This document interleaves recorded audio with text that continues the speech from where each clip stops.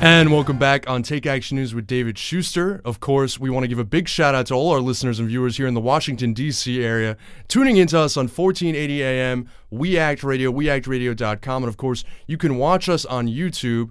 And of course, to get our feed of the live stream, go to takeactionnews.com. But to get clips of our show later in the week, go to youtube.com/takeactionnewstv. And we're going to do a little bit of a post-stop on that extremely genteel discussion that we just had between a former vice chair of Goldman Sachs and the sheriff, the nemesis of Wall Street, the former governor of New York, Eliot Spitzer. Schuster, what did you make of that?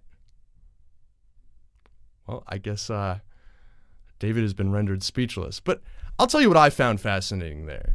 That they all agreed that there are trade-offs to providing principal reduction for homeowners, the issue of moral hazard.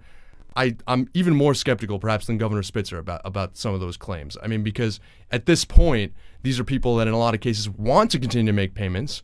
They've gone through the process of months of suffering, of giving payments to banks who they were told would give them a mortgage adjustment or modification, and then now, in many cases, they still can't do it.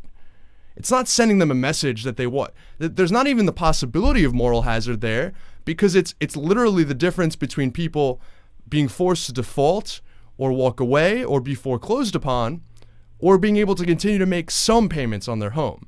And of course, the humane element there, and what this would have meant for the economy. I mean, Professor Kaplan was saying, how do we skin this cat?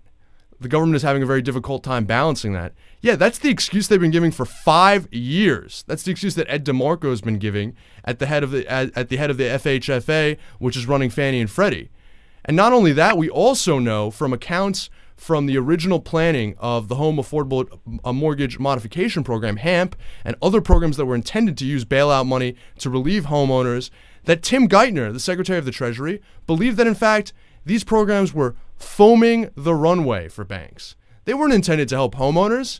They were intended to draw out the amount of time it took for the banks to foreclose on these people, because they just didn't even have the capacity to do it all at once. And so the idea that this is just everyone's working in good faith here and everything's fine is totally ridiculous. Treasury went ahead with these mortgage modification plans without sufficient protections against fraud, misalignment of incentives, so that these mortgage servicers were putting people into trial modifications for years and years at a time, instead of keeping them in for 30 days or 3 months or 6 months and then moving them into permanent modifications. And that's what allowed for all that abuse. But Treasury was only concerned about the banks.